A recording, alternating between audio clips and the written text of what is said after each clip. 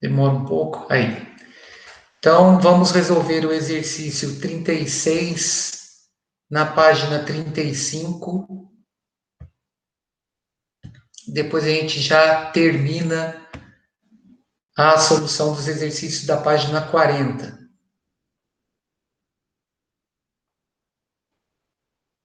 Bom, é esse exercício aqui, ó.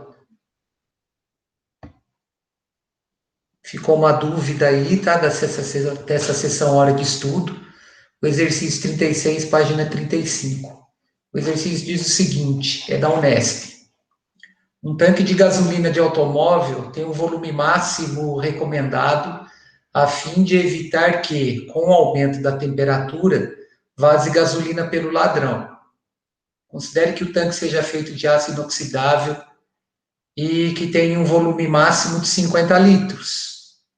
Calcule o volume de gasolina que sairia pelo ladrão caso o tanque estivesse totalmente cheio e sua temperatura subisse 20 graus, ou seja, vou ter uma variação de 20 graus a temperatura aí do ambiente. Use para os coeficientes de dilatação volumétrica da gasolina e linear do aço esses valores aqui, ó. O volumétrico da gasolina, que é o coeficiente de dilatação do líquido, 1,1 vezes 10 a menos 3 graus Celsius a menos 1.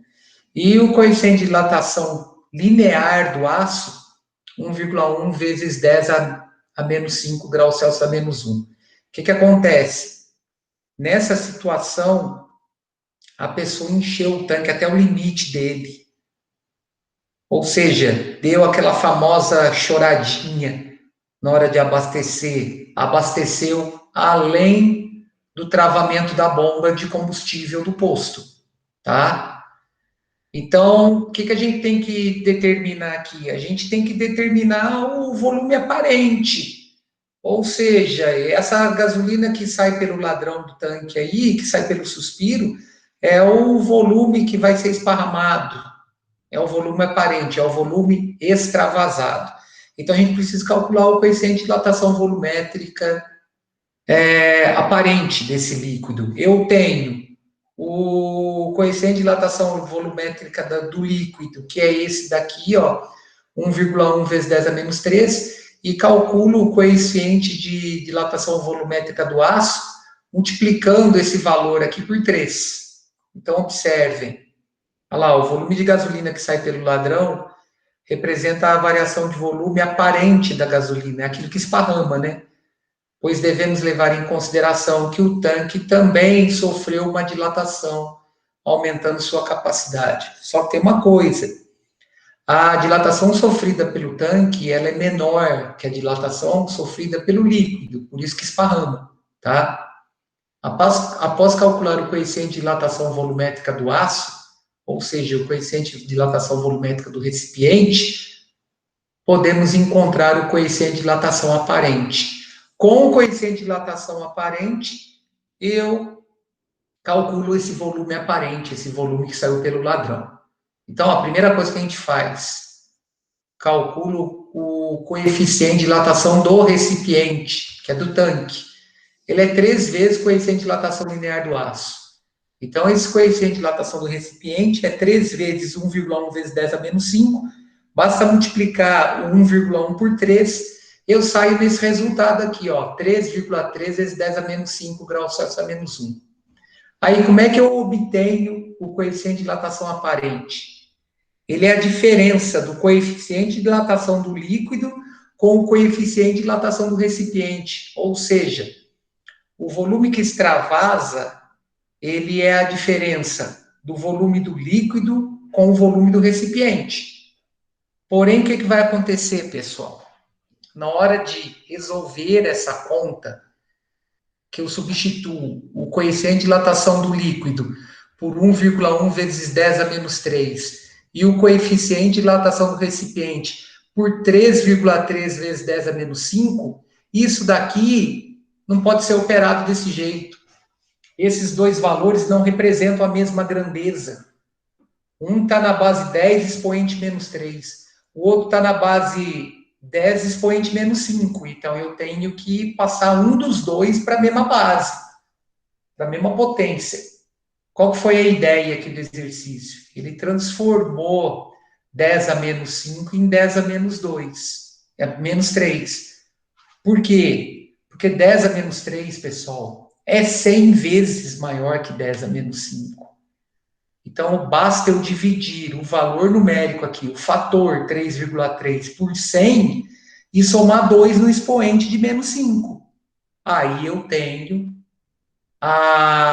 os dois valores na mesma base e no mesmo expoente. Aí eu posso subtrair os valores numéricos. Então, ó, 3,3 vezes 10 a menos 5, dividindo 3,3 por 100, eu vou ter 0,033, mais, para eu manter a grandeza, eu tenho que somar 2 expoentes.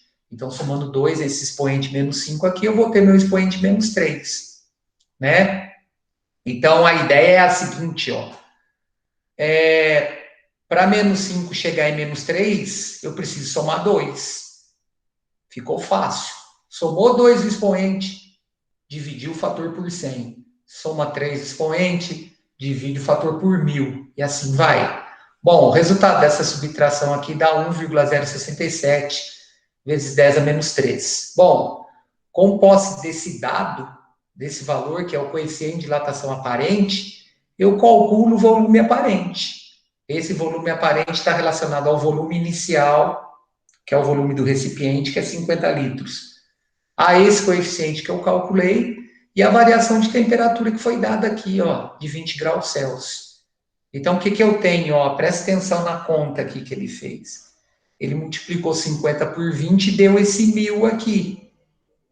1000 vezes 1,067 vezes 10 a menos 3, eu cancelo esse fator 1000 com essa potência de base 10 expoente menos 3. Vai dar 10 elevado a zero. Ou seja, o volume aparente é de 1,067 litros, então houve uma saída pelo ladrão aí, ou seja, um, um, um extravasamento de combustível, né? Esparramou-se 1,1 litro de combustível. Beleza, pessoal? Então, essa foi a dúvida que ficou em relação às atividades que vocês me entregaram. Bom, eu vou dar início agora à página 40, que é aquele exercício, que são aquelas atividades relacionadas a calor que ficaram para trás aí, tá? Deixa eu achar aqui. Não, não é esse, não. Esse daqui é a próxima aula. Calor sensível. Deixa eu ver uma coisa aqui, o que ficou faltando. Deixa eu entrar aqui. A parte de calor. Aqui.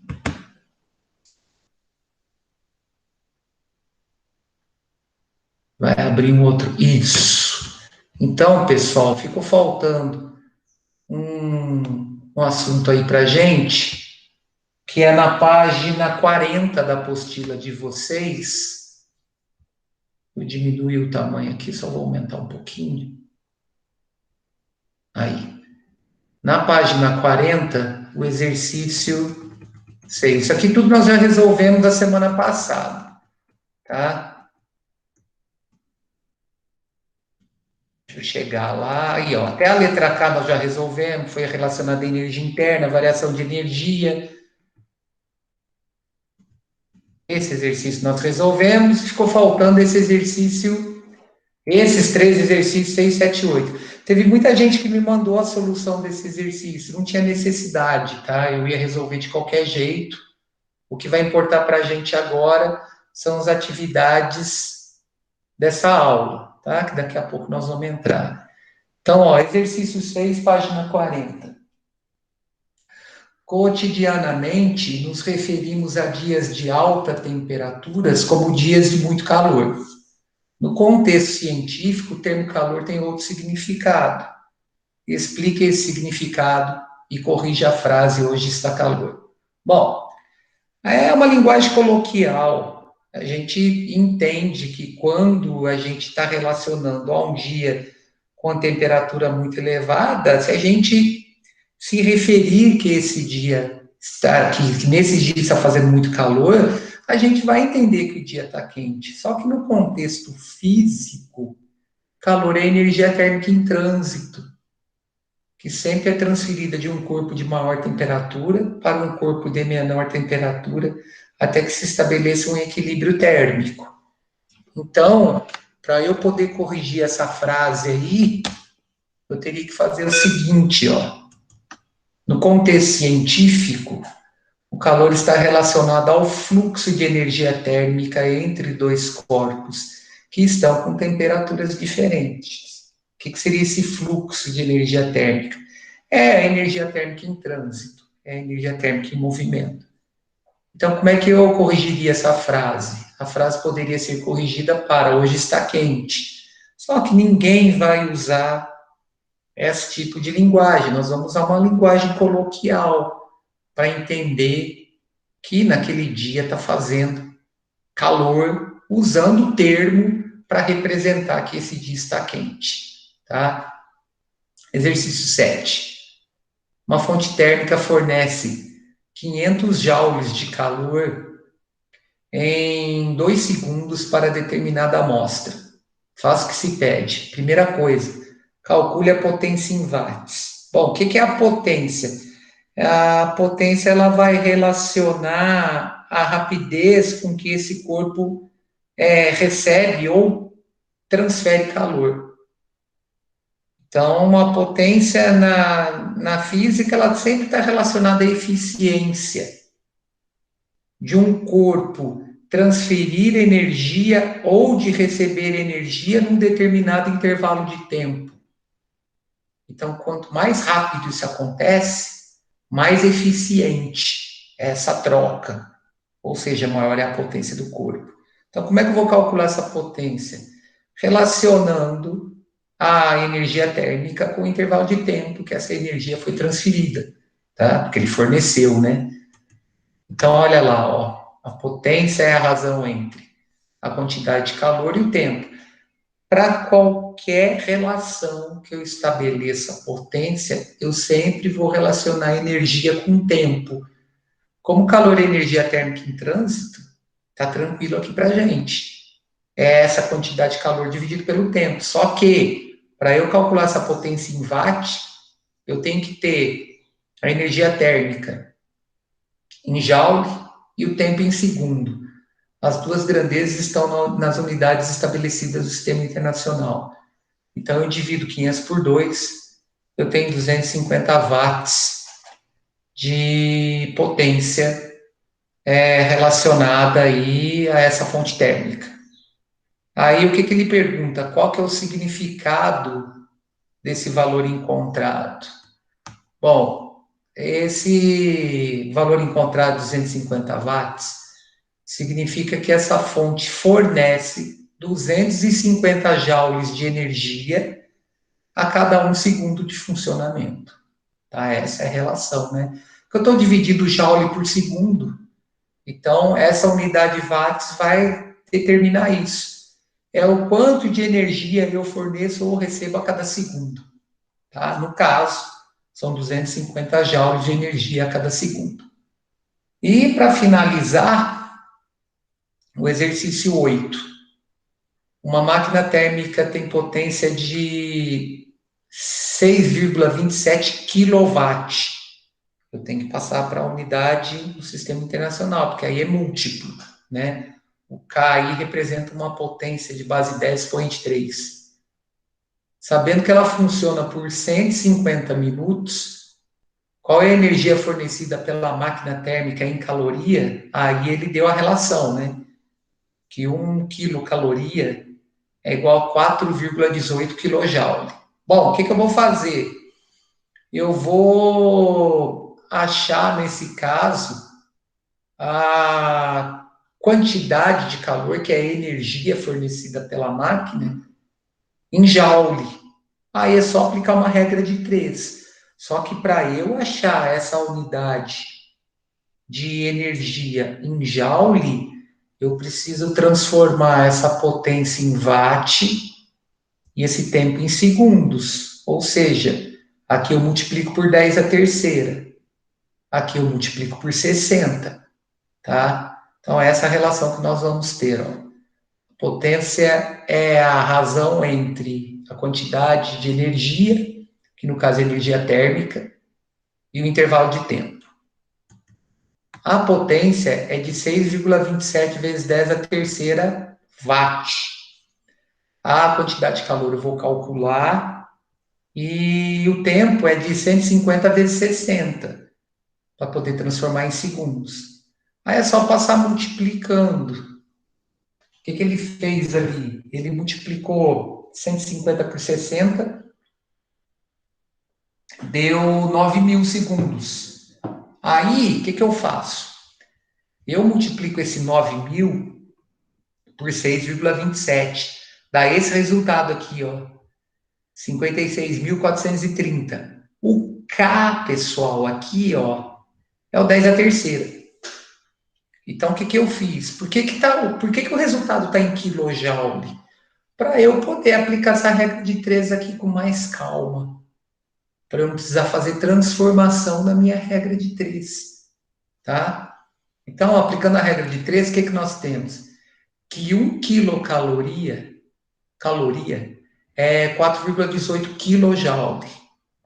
X calorias representa essas 56.430 quilojoules de energia térmica. Aí é só multiplicar em cruz, tá? Esse quilojoule aqui corta com esse quilojoule.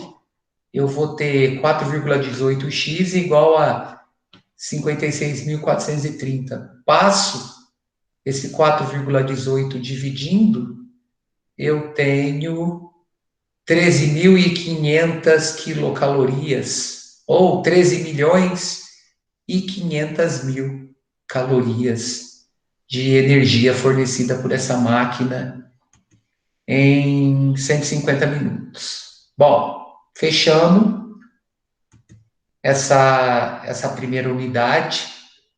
Então, ó, já tem serviço aí, tá? Para sexta-feira, dia 21, exercícios de 1 a 9 dessa sessão Hora do Estudo, nas páginas 58 e 59. Então, isso daí já está dentro desse novo capítulo aí, que é o capítulo 12, tá? Então, anotem aí, por favor, exercícios de 1 a 9 da sessão Hora do Estudo, páginas 58 e 59. Até sexta-feira, tá? Pessoal, esse até sexta-feira, a partir de agora vai ser até sexta-feira mesmo. Não sei se vocês perceberam, todos receberam um e-mail hoje, onde eu coloquei que a partir de hoje, atividades entregues fora da data que a gente combinou, fora do prazo, eu não vou aceitar mais, tá? Eu dei uma oportunidade hoje. Eu mandei e-mail para quem estava com atividade atrasada, para dar uma oportunidade, para não ficar o dito pelo não dito. Então, pessoal, a partir dessa data, eu não vou mais aceitar tarefa atrasada. Deu lá sexta-feira, eu não recebi, não adianta mandar no sábado, não adianta mandar no domingo, que está acontecendo muito isso. Eu receber atividade sábado e domingo, tá? Eu tenho que me programar para poder atender a todos. Então, receber atividade sábado e domingo está difícil. Então, eu não recebi até sexta-feira, eu não recebo mais, tá? E vou estipular a hora. Se eu não receber sexta-feira até às 5 horas da tarde, eu também não vou aceitar mais. Porque eu tenho que baixar todas as atividades, corrigi-las e arquivá-las. É difícil, é complicado. Não é igual pegar uma caneta e ir corrigindo. Aqui é página por página que eu tenho que corrigir no computador. Então, ó, essa atividade de 1 a 9 da página 58 e 59 até sexta-feira, às 5 horas da tarde. Passou disso, eu não recebo, tá? Bom, a gente precisa dar continuidade no nosso assunto. Nós vamos entrar agora no assunto na página 41, que está relacionado ao calor sensível. Então, eu fiz um novo slide, eu mandei para vocês em anexo no agendamento dessa aula, tá? Então, por favor, quem tiver com a apostila aí, acompanha junto aí esse assunto novo agora, que é o calor sensível. O que nós vamos ver agora está da página 41 a 44. De teoria é da página 41 a 43, o resto é exercício. Se eu conseguir resolver exercício essa semana, eu vou cobrar mais atividade para sexta-feira. Então não deixa acumular não, tá? Vai fazendo já para não ter problema de sexta-feira tá com tarefa acumulada. Bom, antes de entrar em calor sensível, eu voltei na definição de calor aqui para a gente poder emendar um assunto no outro. Então, ó, o calor é a energia térmica que passa de um corpo de maior temperatura para outro com menor temperatura, ou seja, a energia térmica em trânsito. Quando não há diferença de temperatura entre dois corpos, não existe calor. Então, se eu coloco dois corpos à mesma temperatura próximos um do outro, eu não vou ter essa troca de calor, eu não vou ter essa energia térmica em trânsito, tá? Então, não vou ter calor. Bom, a imagem acima mostra a passagem de calor de um corpo com temperatura T para outro corpo com temperatura menor, correspondente a T'. Quando as temperaturas dos corpos igualarem-se, dizemos que o equilíbrio térmico foi atingido. E nesse momento, não haverá diferença de temperatura e o calor deixará de fluir. Então, enquanto eu tiver um corpo com maior temperatura próximo a um outro corpo com menor temperatura, eu vou ter esse fluxo térmico. A partir do momento que suas temperaturas se igualam, eu deixo de ter esse fluxo e eles vão atingir esse equilíbrio térmico. Qual que é a condição de equilíbrio térmico? No processo final, os dois corpos estarem à mesma temperatura. Bom, só que para eu ter esse processo de transferência de calor, eu preciso fornecer ou retirar calor do corpo. E existem dois processos de fornecimento e de retirada de calor de um corpo. E eles estão relacionados a esses tipos de calor aqui, ó, que é o calor sensível, que nós vamos estudar hoje, e o calor latente, que vai ser para a semana. Então, ó, o calor sensível é a quantidade de calor que é transferida entre os corpos, produzindo assim uma variação em sua temperatura. O calor sensível é transferido até que os corpos atingem o equilíbrio térmico. E eu tenho outro tipo de calor que eu forneço ou retiro, que é o calor latente. Neste caso, o calor latente é uma forma de calor que é transferida de um corpo para o outro, sem que ocorra variação de temperatura e provoque mudança no estado físico. Então, ó, calor sensível é o calor que eu forneço ou retiro variando a temperatura. Calor latente é o calor que eu forneço ou retiro mudando o estado físico, passando de líquido para gasoso, de sólido para líquido ou processo inverso, tá? Nós vamos estudá-los separadamente. Então, vamos entrar na ideia de calor sensível. É bem fácil, tá, gente? Apesar de ser bem teórico, é bem tranquilo. Então, ó, quando colocamos uma quantidade de água à temperatura ambiente no fogo, vamos considerar essa temperatura ambiente de 20 graus Celsius. Após algum tempo, observamos o seu aquecimento, isto é, o aumento de sua temperatura. Eu vou ter uma maior agitação nas moléculas que compõem o líquido, ou seja, eu vou ter um aumento na energia cinética média das moléculas que constituem esse líquido, tá? Isso acarreta um aumento de temperatura. Bom, nessa situação, o calor é transferido da chama para a água, uma vez que o fogo tem maior temperatura. Estou tendo fazendo uma troca, tá? Essa quantidade de energia térmica transferida é denominada quantidade de calor sensível. Então, ó, vamos entender a ilustração aqui, ó. Eu tenho uma certa quantidade de líquido num recipiente. Dentro desse recipiente eu tenho um termômetro, aonde eu proporcionei a esse líquido uma variação de sua temperatura relacionada a esta quantidade de calor aqui que eu estou transferindo através dessa chama. Então, como essa fonte de calor é constante, né? Eu regulo lá no fogão, por exemplo, a intensidade da chama, eu vou ter uma fonte constante de calor. Então, como essa intensidade aqui de calor é constante, a variação da temperatura vai estar relacionada ao tempo que eu estou transferindo esse calor. Então, conforme o tempo vai passando, essa transferência de calor faz com que ocorra uma variação de temperatura do líquido.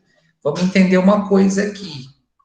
Neste caso, o calor que eu forneci ao corpo, ele foi responsável em provocar uma variação na temperatura do corpo. Olha lá, ó. O calor de uma chama ao aquecer um objeto é denominado calor sensível. Então, o que é esse calor sensível? A quantidade de calor sensível é a quantidade de calor retirada de um corpo ou fornecida a ele, a qual provoca como efeito a variação de sua temperatura, ou seja, seu aquecimento ou seu resfriamento. Então, eu vou causar aquecimento no corpo quando essa variação de temperatura for positiva, ou seja, quando eu fornecer calor para o corpo. E eu vou causar um resfriamento do corpo quando essa variação de temperatura for negativa. No caso, é quando eu retirar calor do corpo. Só que eu tenho que equacionar isso. Eu tenho que equacionar essa quantidade de calor que eu forneço ou retiro do corpo. E essa quantidade de calor ela vai estar associada a 3 fatores que nós vamos ver agora, tá? Esses 3 fatores associados a essa quantidade de calor estabelece para a gente uma equação importantíssima na calorimetria, que é a equação fundamental da calorimetria, ou seja, é a primeira equação. Dela vai surgir o resto, tá? Então, essa é a equação fundamental da calorimetria, ela permite eu estabelecer uma relação entre quantidade de calor, massa do corpo, massa da substância, tipo da substância e a variação de temperatura provocada por essa quantidade de calor fornecida ou retirada. Então, olha só. A variação da temperatura de um corpo depende de alguns fatores. Da quantidade de calor que o corpo ganha ou perde, de sua massa e das propriedades térmicas da substância que o compõe. A partir da experimentação, é possível estabelecer uma relação quantitativa entre essas grandezas. Então, eu vou estabelecer uma relação que vai envolver a quantidade de calor, a massa, o tipo de substância e a variação de temperatura. Tudo isso numa única equação. Então, vamos estabelecer a primeira relação aí, ó. Se observa que o calor fornecido ou retirado de um corpo é diretamente proporcional à variação de temperatura. Então, ó, essa representação aqui estabelece essa proporção direta. A quantidade de calor é diretamente proporcional à variação de temperatura. Então, para uma quantidade fixa de massa da substância, quanto mais calor eu forneço a essa massa da substância, maior é a variação de temperatura que ela vai sofrer, tá? Então, por exemplo, ao dobrar a quantidade de calor fornecida a um corpo, sua variação de temperatura também dobra. Pessoal, variação de temperatura, vamos deixar claro, tá? Vamos entender o que está acontecendo nessas duas representações aqui, ó. Na primeira, foi fornecido ao corpo 2.000 calorias em forma de calor. Essas 2.000 calorias fizeram com que o corpo tivesse uma variação de sua temperatura de 20 graus. Correto? Olha lá, ó. A temperatura inicial era 20, passou por uma temperatura final de 40. Então, eu tive uma variação de temperatura de 20 graus. Se eu dobrasse a quantidade de calor, ou seja, se no segundo momento eu fornecer 4.000 calorias na forma de calor a essa massa dessa determinada substância, a variação de temperatura dobra. Tá? Olha lá, ó. De 2.000 para 4.000, eu dobrei a quantidade de calor fornecida. Eu tenho que ter uma variação proporcional da temperatura, ou seja, a variação de temperatura tem que dobrar. E dobrou, né? Passou de 20 para 60, ou seja, aqui eu tive uma variação de 40 graus na temperatura do corpo. Então, olha lá, ó. Para 2.000, variou 20. Para 4.000, varia 40. Beleza? Então, se, por exemplo, eu tivesse fornecido 6.000,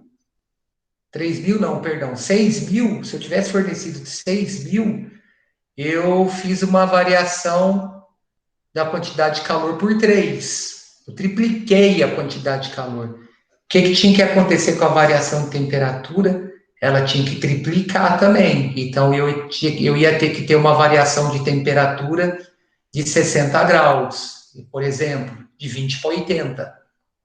O que tem que variar proporcionalmente é essa diferença da final com a inicial, ou seja, eu tenho que estabelecer uma proporção com a variação de temperatura, não com a temperatura final nem inicial, é com a variação que ocorre. Então, ó, primeira coisa, a quantidade de calor é sempre diretamente proporcional à variação de temperatura. Segunda relação que nós vamos ter, a quantidade de calor retirada ou fornecida, provocando uma variação de temperatura pré-estabelecida, é diretamente proporcional à massa do corpo. Ou seja, quanto mais massa, mais calor eu tenho que fornecer para esse corpo, por exemplo, para eu ter uma mesma variação de temperatura. Isso que representa essa temperatura pré-estabelecida aqui. Então, ó, por exemplo, para aumentar em 20 graus a temperatura de uma quantidade de 200 gramas de água, é necessário o dobro de calor gasto para aquecer 100 gramas de água. Então, qual que é a ideia, pessoal? O que nós temos fixo agora? A variação de temperatura. Então, no caso aqui, eu vou ter a mesma variação de temperatura para diferentes massas de substância. No caso, para diferentes massas de água. Então, observe. Para eu variar em 20 graus 100 gramas de água, eu preciso fornecer 2.000 calorias. Agora, para eu também variar em 20 graus a temperatura de 200 gramas de água, eu tenho que fornecer o dobro da quantidade de calor que eu tinha fornecido para 100. Eu tenho que fornecer 4.000 calorias. Então, nós estabelecemos duas relações. Essa quantidade de calor é diretamente proporcional à variação de temperatura e diretamente proporcional à massa. Quanto mais massa, mais calor eu tenho que fornecer ou retirar para uma mesma variação de temperatura. Então, ó, quanto maior a massa de um objeto, maior é a quantidade de calor que ele precisa receber para aumentar a sua temperatura em um valor pré-determinado. Então, no nosso caso aqui, especificamente, essa quantidade de calor ela foi relacionada para uma variação pré-estabelecida de 20 graus. Então, se eu dobro a massa, eu dobro a quantidade de calor. Se eu divido a massa por 2, eu divido a quantidade de calor por 2. Então, por exemplo, eu teria que fornecer 1.000 calorias para variar a temperatura em 20 graus de uma massa de 50 gramas de água. É a metade da massa, metade da quantidade de calor. E a última relação que nós temos, terceiro caso nosso, é o seguinte: a mesma quantidade de calor fornecida para dois corpos com mesma massa, mas de substâncias diferentes, resulta em variações diferentes de temperatura. Ou seja, o que quer dizer isso?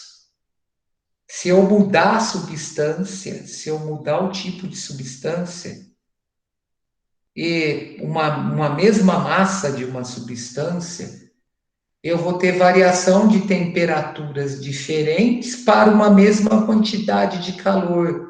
Então, essa quantidade de calor depende do tipo de substância que eu estou fornecendo ou retirando calor. Para a água é um caso, para o chumbo é outro, para o alumínio é outro. Ou seja, essa característica está relacionada à capacidade que o corpo tem em receber ou perder calor. Então, ó, essa diferença relaciona-se às características de cada material, que é vinculada a uma constante de proporcionalidade, denominada calor específico, e ele é simbolizado pela letra C minúscula. Então, o calor específico de um corpo, ele vai relacionar o quanto de energia eu tenho que retirar ou fornecer para uma massa fixa de um corpo fazer a variação de temperatura do mesmo. Então, corpos que contêm muita água, eles têm um elevado calor específico, ou seja, eles retiram ou fornecem uma maior quantidade de calor para os corpos relacionada a uma variação de 1 grau da sua temperatura. Eu tenho que fornecer mais calor ou retirar mais calor para ter essa variação de 1 grau. Então, observe, o calor específico é a propriedade de uma substância que define a variação de sua temperatura mediante o recebimento ou perda de uma quantidade de calor. Então, nós relacionamos as três grandezas associadas à quantidade de calor: a massa, a variação de temperatura e o tipo de substância envolvida. Então, eu posso determinar uma equação quando eu estabeleço isso.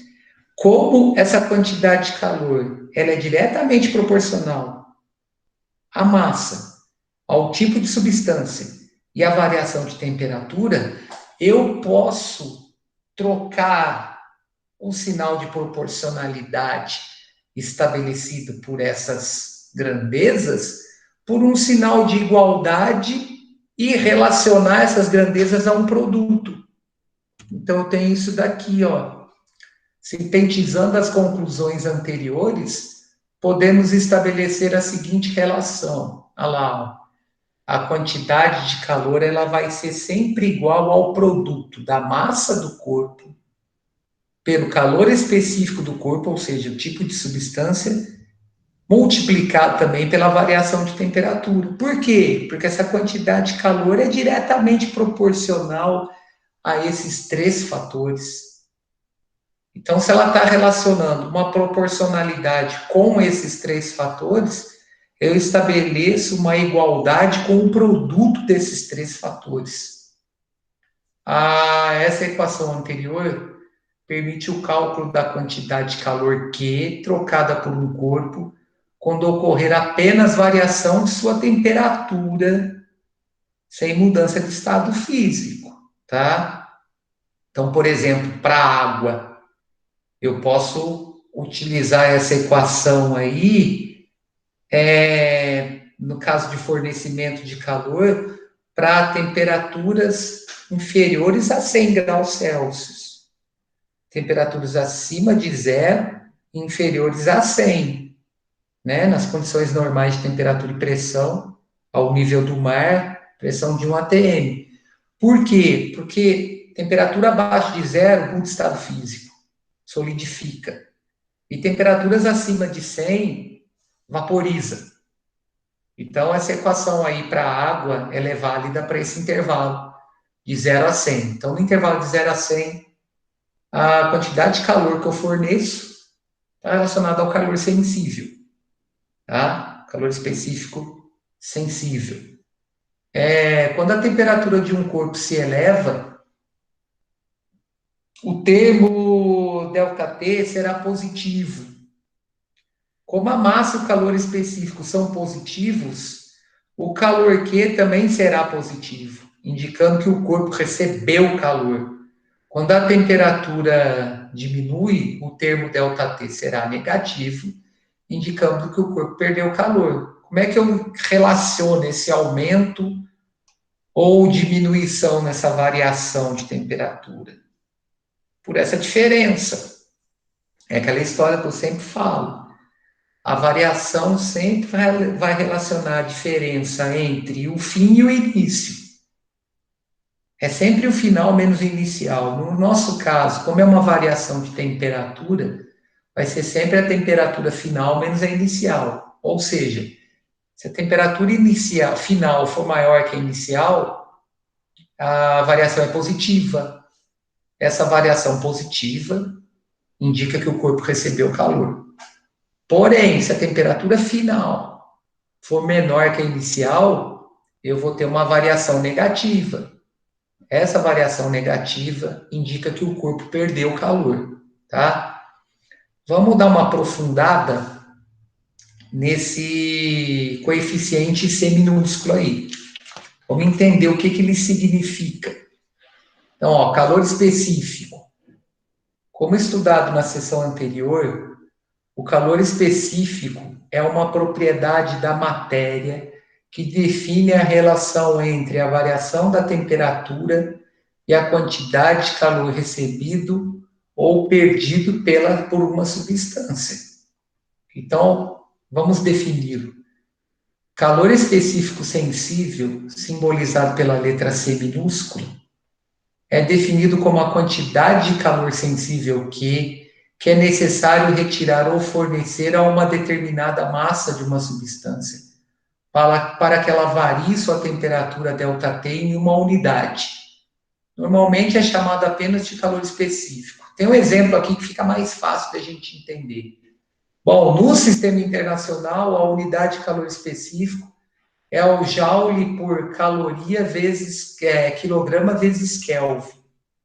Mas a gente trabalha na unidade usual, tá?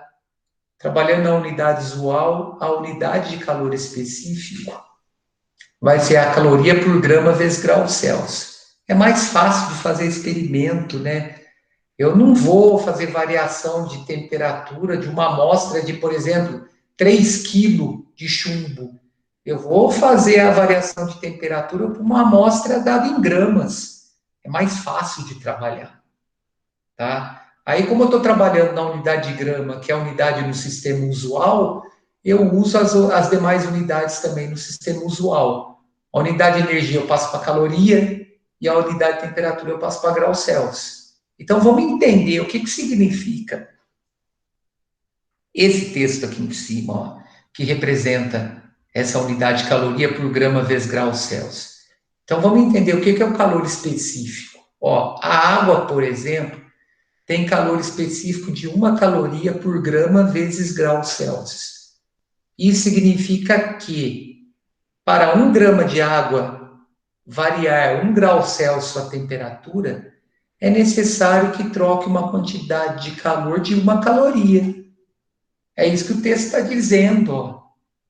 Ele é definido como uma quantidade de calor sensível que é necessário retirar ou fornecer a uma determinada massa de uma substância para que ela varie a sua temperatura em 1 grau. Então, cada material tem o seu calor específico e a tabela abaixo traz alguns exemplos. Então, ó, a substância com maior calor específico é a água. Então, eu necessito fornecer 1 caloria para variar a temperatura da água em 1 grau Celsius associada a uma massa de 1 grama de água, tá? Dentro dessa tabela eu tenho um outro exemplo aqui, vou pegar o maior e o menor, que é o chumbo. O calor específico do chumbo é de 0,030 calorias por grama vezes grau Celsius. O que significa esse calor específico do chumbo? Ele significa que para uma massa de 1 grama de chumbo variar sua temperatura em 1 grau Celsius, eu necessito fornecer ou retirar essa quantidade de 0,030 calorias do corpo. Então, é mais fácil variar em 1 grau Celsius a temperatura de 1 grama de chumbo do que variar em 1 grau Celsius a temperatura de 1 grama de água. O tempo aqui para essa variação é bem menor que o tempo aqui. Então, eu acabo gastando mais energia, por exemplo, para fazer essa variação de 1 grau Celsius para uma mesma massa de água e de chumbo, tá? O chumbo eu gasto menos energia. Então, ó, observe que o calor específico da água é muito alto e por isso há uma tendência de que ele absorva muito calor para que ocorra uma pequena variação de sua temperatura. Também por essa razão é aconselhável usá-la para resfriar superfícies queimadas. Vou dar um outro exemplo aqui que a gente está acostumado. Tem a pizza, certo? A gente coloca a pizza no forno. E no recheio dessa pizza tem tomate. O que acontece? Na hora que você tira a pizza do forno, esse tomate está numa temperatura muito alta, certo? O engraçado é o seguinte, a massa e o tomate que formam essa pizza foram submetidas à mesma fonte térmica que é o forno. Só que na hora que eu retiro, o que vai acontecer? Como o tomate tem muita água, ele tem uma maior capacidade de absorver calor. Então, ele fica assim, ele fica com uma maior temperatura, porque ele tem essa capacidade maior de absorver calor. Enquanto a massa da pizza, ela, apesar de estar na mesma temperatura de que saiu o tomate, ela não vai te queimar a boca, o tomate queima. Aí, depois de um determinado tempo dessa pizza fora do forno, a primeira coisa que esfria rapidamente é o tomate. Porque como ele tem capacidade de absorver maior energia na forma de energia térmica, ele tem a mesma capacidade em perder. Então ele vai esfriar mais rápido, tá? E isso está relacionado ao quê? À capacidade térmica do corpo. Ou seja, a propriedade que esse corpo vai ter de absorver ou de perder calor, tá? Então, observe, se o calor específico refere-se a uma propriedade das substâncias, a capacidade térmica é uma propriedade inerente a um corpo ou objeto como um todo. A capacidade térmica de um objeto define a capacidade que ele tem de perder ou receber calor para uma dada variação de temperatura. Então, por exemplo, o tomate tem muita água. Então, quanto mais água tem o corpo, maior é a capacidade térmica desse corpo. Ou seja, maior é a capacidade dele perder ou receber calor para uma mesma variação de temperatura, tá? Então, essa capacidade térmica, ela estabelece a relação entre a capacidade que o corpo tem de perder ou receber calor pela variação de temperatura associada a esse recebimento ou essa perda. Então, olha só, a capacidade térmica, simbolizada no caso agora pela letra C maiúscula, é definida como a quantidade de calor sensível que é necessário retirar de determinado objeto ou fornecer a ele para que ele varie sua temperatura ΔT. No Sistema Internacional de Unidade, a unidade de capacidade térmica é o Joule por Kelvin, mas a gente usa a caloria por grau Celsius, porque a gente sempre trabalha no sistema usual. Então, ó, se a capacidade térmica de um objeto qualquer for de 10 calorias por grau Celsius, significa que a temperatura desse corpo, para que a temperatura desse corpo varie em 1 grau Celsius, é necessário que ele troque uma quantidade de calor de 10 calorias. Então, se ele ganhar 10 calorias, sua temperatura aumentará em 1 grau Celsius. Se ele perder 10 calorias, ela diminuirá na mesma quantidade. Então, geralmente, corpos que possuem muita água na sua composição são corpos de alta capacidade térmica, tá? Então, eles têm uma maior facilidade em perder ou receber calor para uma mesma variação de temperatura. Então, voltando no exemplo da pizza, coloquei a pizza lá no forno e ela tem que assar uma temperatura, por exemplo, de 180 graus, vamos colocar assim. Quem que vai reter mais calor aí?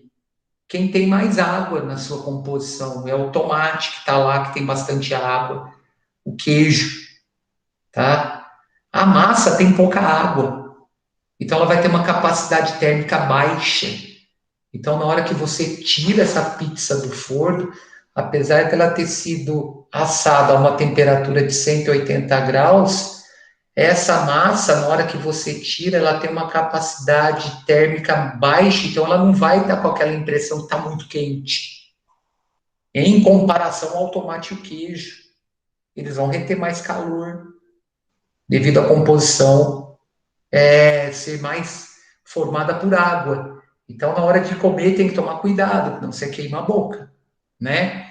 Então, ó, como é relacionado ao calor sensível, se eu substituir o calor que é expresso pela equação fundamental da calorimetria, né? Que o calor sensível é a massa vezes o calor sensível vezes a variação de temperatura, eu posso obter uma relação entre capacidade térmica e calor específico. Foi o que eu falei, ela, a capacidade térmica ela está relacionada ao tipo do corpo. A capacidade térmica, o calor específico está relacionado à substância. Então, corpos com muita água têm alta capacidade térmica. Então, desse modo, a capacidade térmica C maiúscula também pode ser determinada pelo produto entre a massa M do objeto e o calor específico C da substância na qual ele é composto. Então, ó, eu estabeleço a relação legal aqui. O Czinho, que é o calor específico sensível, o corpo, a substância que tem maior calor específico é a água. Então, como a água tem maior calor específico, ela tem maior capacidade térmica. Então, corpos que possuem muita água em sua composição, eles vão ter maior calor específico em decorrência, eles terão maior capacidade térmica, tá?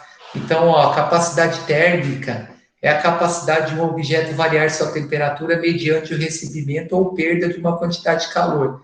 Então, tem um exemplo aqui da praia, né? Na praia, quando amanhece, na parte da manhã, bem cedinho, a areia geralmente está fria e a água está numa temperatura maior. Por quê? Porque a areia tem capacidade térmica menor que a água. Então, a areia, ela resfria mais rapidamente que a água, tá? No final da tarde, o que vai acontecer? A areia está no meio da tarde, a areia está quente, ela pode até queimar o pé, e a água está numa temperatura amena. Por quê? Porque essa água tem um calor específico maior, então ela demora mais tempo para aquecer, tá? Ou seja, ela demora mais tempo para absorver calor e demora mais tempo para perder esse calor, beleza? Bom, com relação à parte teórica, essa parte calor sensível, a parte teórica encerra aqui. Eu acredito que essa semana eu já consigo entrar até em calor latente, tá? Entrando em calor latente essa semana, semana que vem eu finalizo e a gente acaba esse volume 6, tá, pessoal? Eu só vou verificar aqui por enquanto a presença nesse primeiro momento. Daqui a pouco eu dou continuidade. Só um minutinho.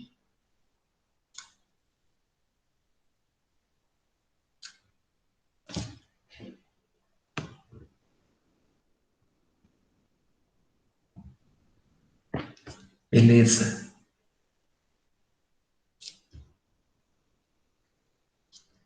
Em relação a essa teoria, alguma dúvida?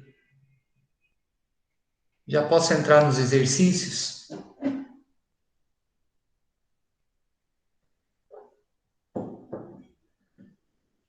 Bom,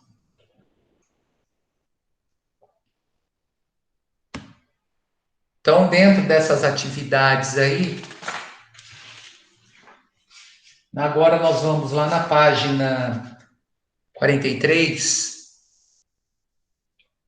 a gente consegue fechar esse assunto de calor sensível com esses 8 exercícios aí, tá? Aí na quarta-feira a gente entra na teoria de calor latente e finaliza na próxima semana. Então, ó, volto a dizer, não deixe acumular tarefa, tá?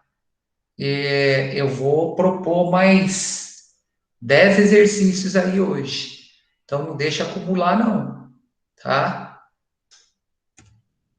Então, atividades calor sensível, volume 6, capítulo 12, páginas 43 e 44.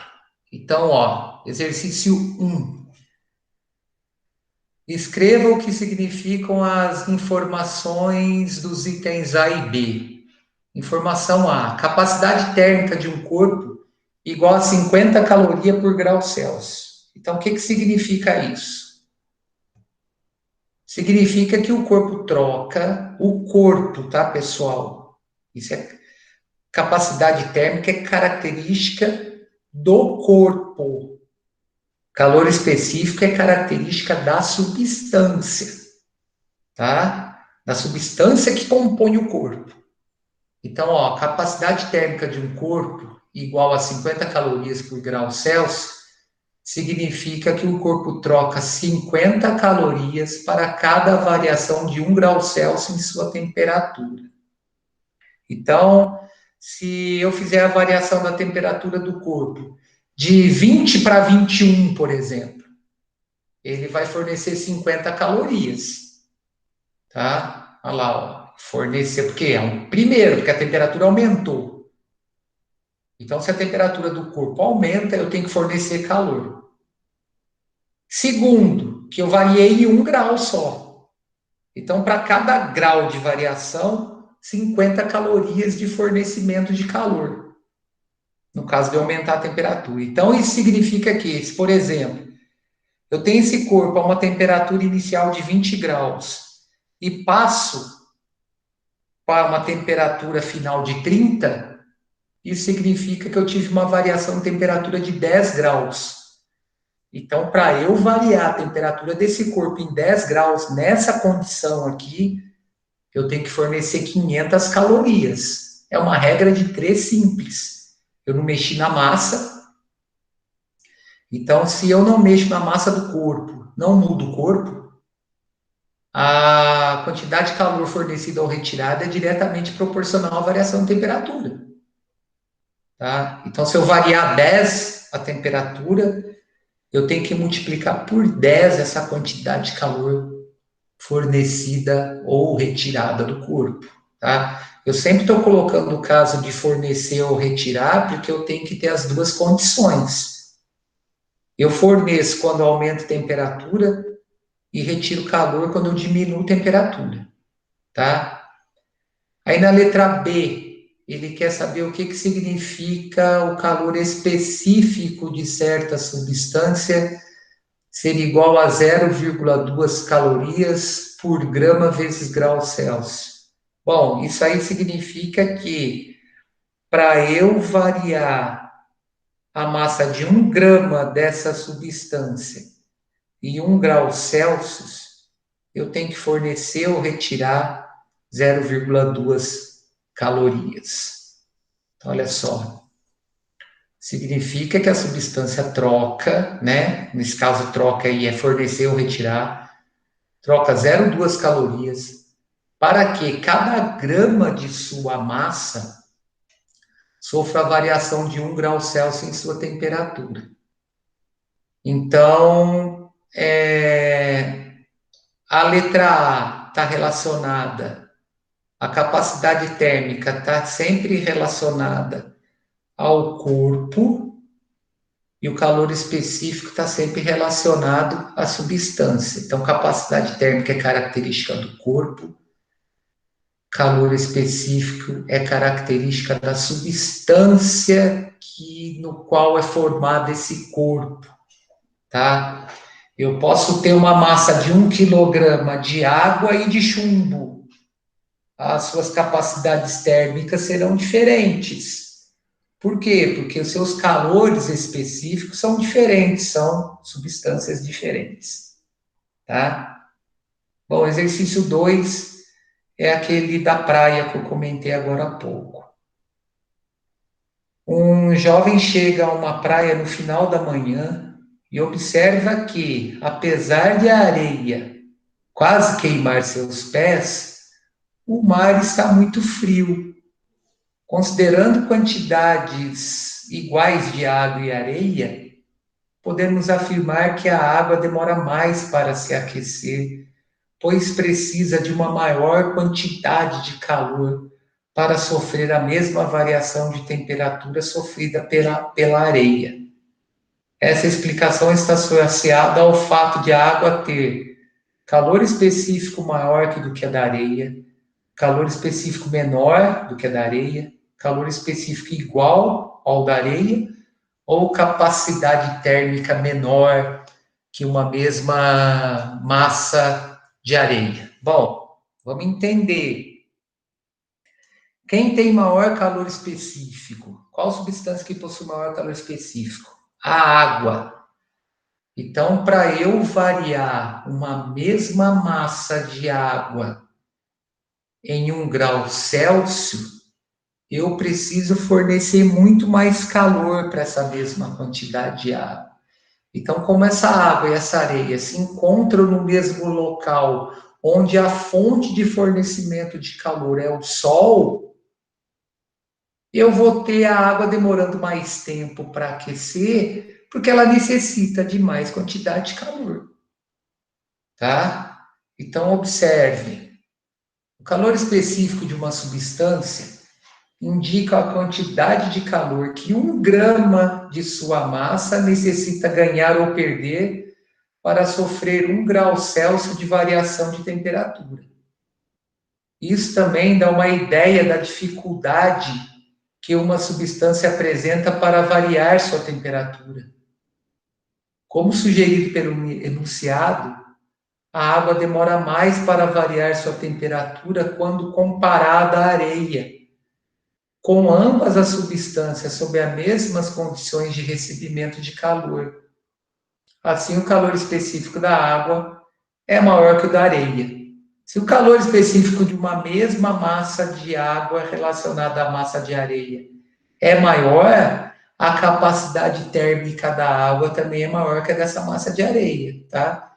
Então, tem uma mesma massa de água e areia, a substância com maior calor específico tem maior capacidade térmica. Então, por isso que eu descarto essa letra D aqui. A letra A, B e C está relacionada a calor específico. A letra D está relacionada à capacidade térmica.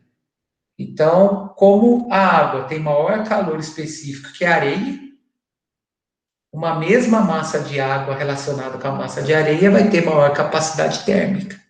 Tá? Então, a resposta é a letra A. Continuando. Exercício 3.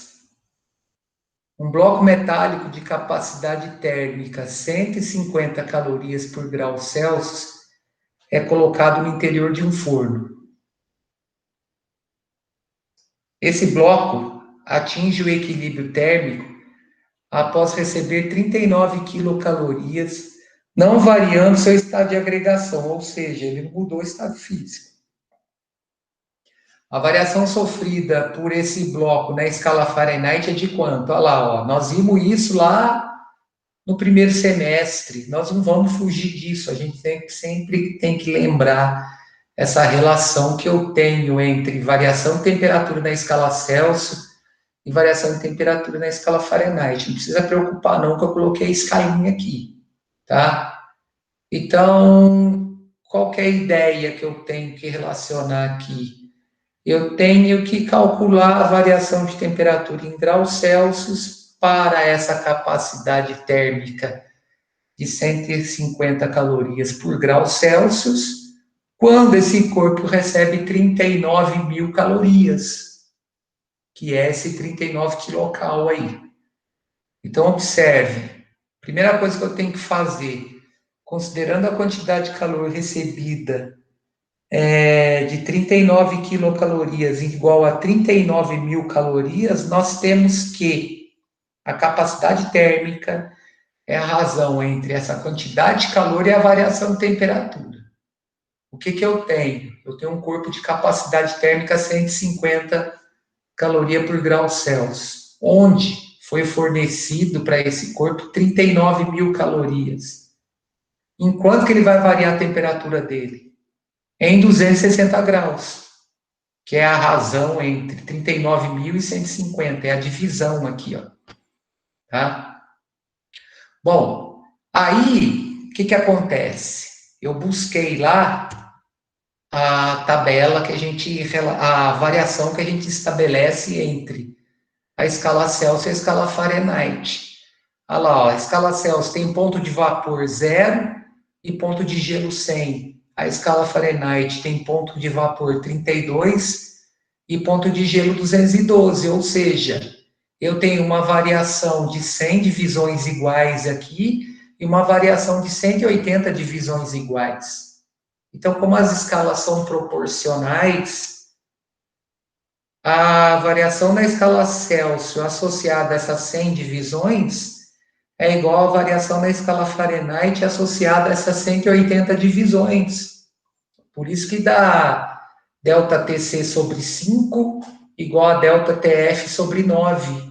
É a simplificação aqui do 100 e do 180 por 20. Então, ó, como a temperatura variou 260 graus Celsius, eu vou ter 260 sobre 5, que dá 52, igual a variação na escala Fahrenheit sobre 9. Então, é só passar o 9 multiplicando o 52, que é o resultado dessa divisão aqui.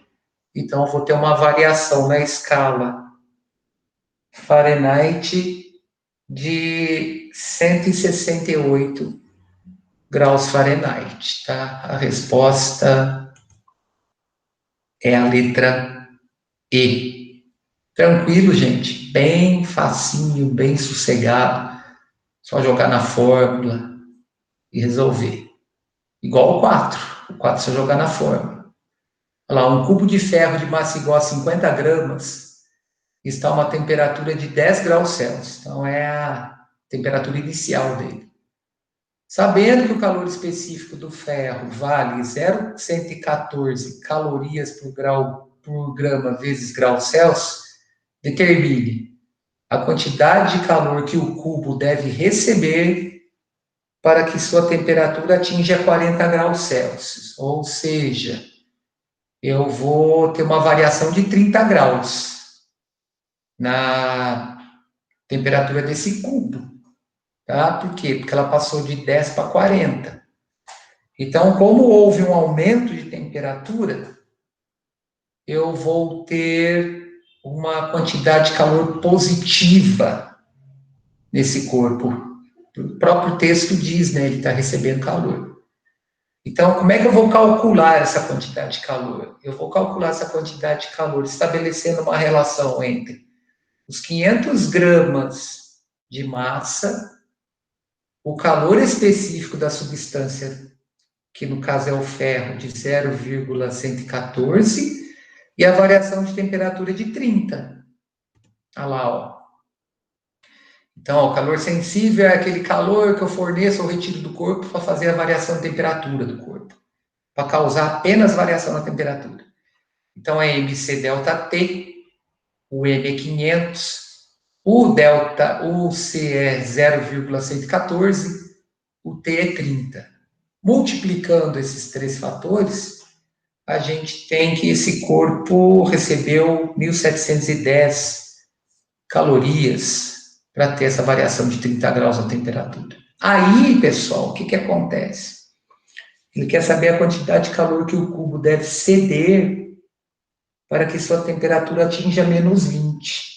Ou seja, a temperatura final é menor que a inicial. A inicial estava a 10. Chegou numa final de menos 20. Ou seja, ela variou menos 30. Tá? Porque para eu chegar em menos 20, o 10 tem que chegar no zero, e de 0 até menos 20. Então, varia 30 negativamente. Então, vai dar o resultado de cima com sinal negativo. Por quê? Porque a massa não mudou, continua sendo 500 gramas, não mudei a substância, continua sendo ferro, de 0,114, só que agora houve uma variação negativa de 30 graus na temperatura desse cubo de ferro. Então, eu vou ter uma quantidade de calor de menos 1.710 calorias, ou seja, o corpo perdeu calor. Ele cedeu para o meio, esse calor dele. Então, aqui, ó, eu tiro duas conclusões. Na letra A, que o corpo aqueceu, porque houve um aumento na variação de temperatura, consequentemente, um recebimento de calor, para causar esse aumento na variação de temperatura. E na letra B, o corpo esfriou, porque ele cedeu o calor. Né? Ele cedeu 1.710 calorias. Neste caso, a temperatura diminuiu. Tá? Bom, o 5. Um corpo de massa igual a 200. Ah, outro detalhe. Tem que ficar bem claro aqui. Vou falar antes que eu me esqueça. Eu não faço transformação de unidade, no caso da massa. Se a massa estiver em grama, mantém essa massa em grama. Tá? Eu não preciso fazer transformação dessa unidade. Eu só vou mexer na unidade de massa se ela estiver em quilograma, por exemplo. Eu tenho que passar para grama. Tá? Porque no sistema usual, a massa é em grama, a temperatura é em graus Celsius e a quantidade de calor é em caloria. Tá? É só olhar a unidade aqui, ó, do calor específico. Tá? Então, eu tenho um corpo de massa igual a 200 gramas, teve sua temperatura aumentada em 40 graus Celsius, ou seja, a temperatura dele variou 40. Pode ter ido de 10 para 50, de 50 para 90, não importa, variou 40. Então, ele teve sua temperatura aumentada 40 graus Celsius ao receber 4 quilocalorias. Determine o calor específico desse corpo. Então, ó, virando aqui, nós vamos ter o seguinte: quais são os dados do exercício? A quantidade de calor que esse corpo recebeu de 4 quilocalorias, que são 4.000 calorias. Eu tenho que passar eu tenho que sair desse múltiplo, tá? Eu tenho que passar para a unidade padrão. O quilo aqui é múltiplo da caloria, então tem que multiplicar por 1.000. A massa continua 200 e a variação de temperatura é de 40 graus Celsius. Ele quer o calor específico, ele quer o C minúsculo. Como é que eu vou calcular isso? Na equação fundamental da calorimetria, que é Q igual a mc delta T, ou seja, na equação do calor específico, do calor sensível, tá? No caso, o meu Q é 4.000, tá aqui, ó. O M é 200, C a gente vai calcular, e 40 aqui é a variação de temperatura. Aí é só resolver, né, a expressão. O meu 4.000 vai ficar igual a 8.000 C, que é esse produto aqui, ó, 200 vezes 40.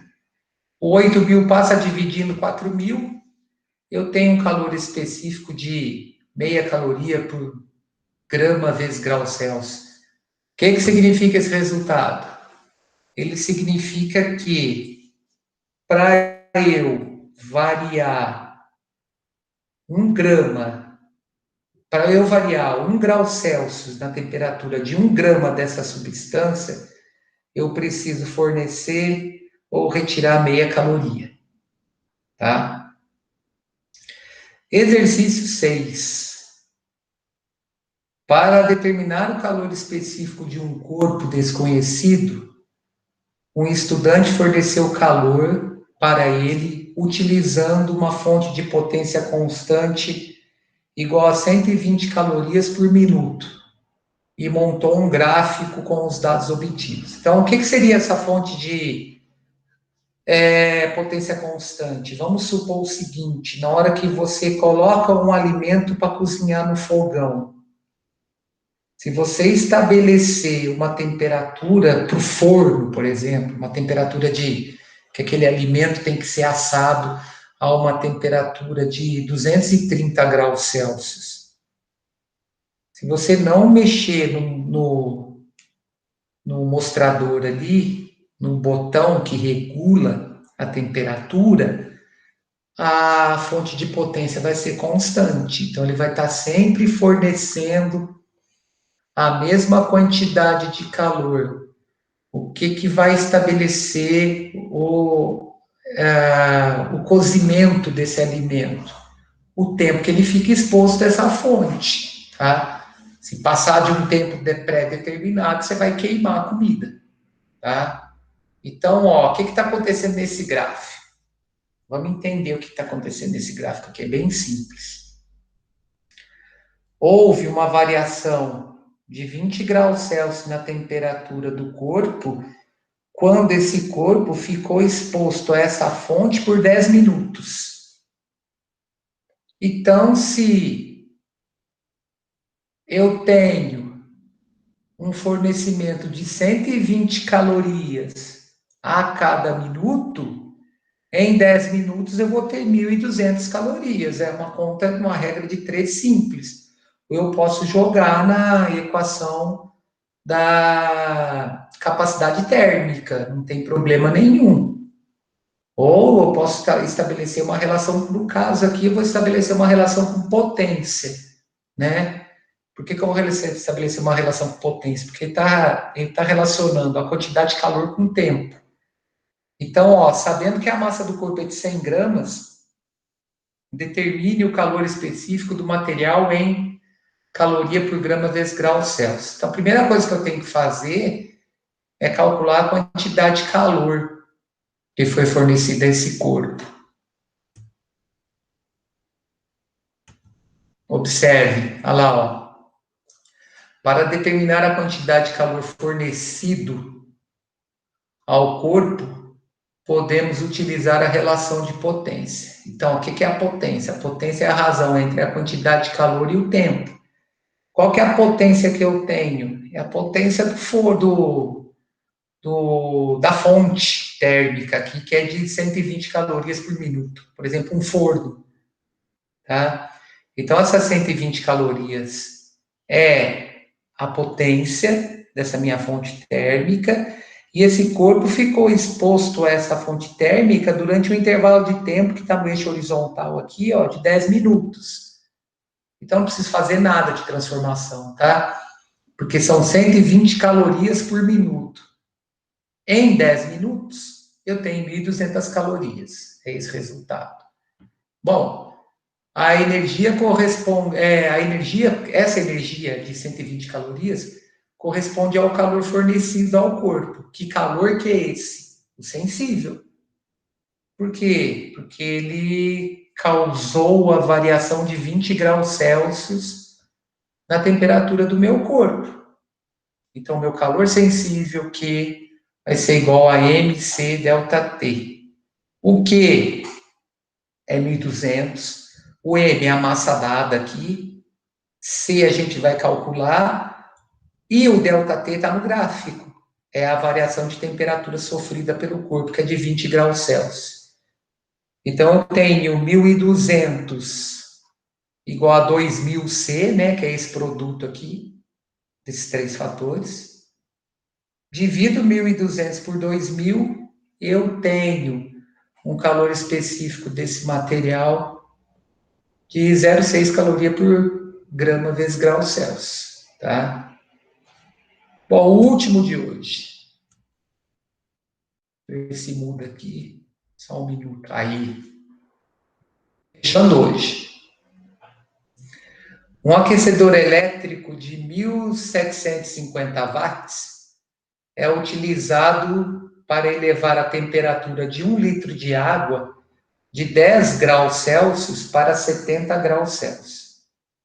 Sabendo que há uma perda de 20% do calor para o ambiente, isso tem como, não vai ter máquina ideal, né? Eu não vou ter um processo que eu transfira totalmente o calor, eu sempre vou ter perda. Então, ó, sabendo que há uma perda de 20% do calor para o ambiente, determine o tempo gasto para esse aquecimento. O que foi dado? Foi dado o calor específico da água, que é de 1 caloria por grama vezes grau Celsius, e ele estabelece uma relação aí que 1 caloria é igual a 4,2 joules. Então, ele quer o tempo. Para eu calcular esse tempo, eu tenho que estabelecer uma relação entre potência, quantidade de calor e o tempo. Tá? Então, primeiro eu preciso calcular a quantidade de calor para depois calcular esse intervalo de tempo. Então, observe. Ó. E tem uma relação que é direta, né? A gente sempre vai estabelecer 1 litro com 1 quilo. Então, 1 litro d'água vai ter vai estar relacionada à massa de 1 quilograma de água. No caso, como eu trabalho na unidade usual, 1 litro é 1 quilo, que corresponde a 1.000 gramas. Então, ó, calculo a quantidade de calor, mc delta T. A massa de água de 1 litro, que é 1.000 gramas. O calor específico de 1 caloria por grama vezes graus Celsius. E a variação de temperatura aqui de 60 graus Celsius, que foi de 10 para 70. Então, eu tenho 60.000 calorias. Só que essa quantidade de calor, ela está relacionada a uma perda de energia. Então, ó, essa é a quantidade de calor que 1 litro de água necessita para variar sua temperatura em 60 graus Celsius. Bom, a energia fornecida pelo aquecedor é maior que esse valor. Por quê?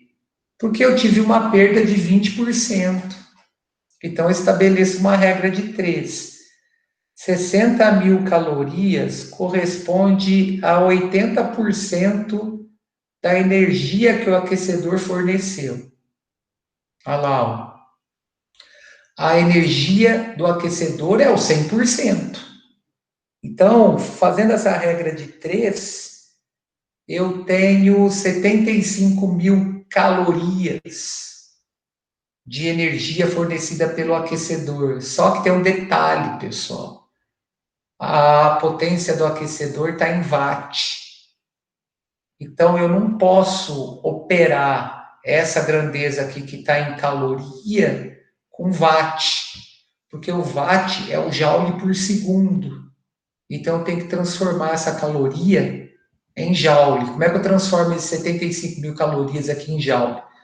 Basta eu multiplicar por 4,2.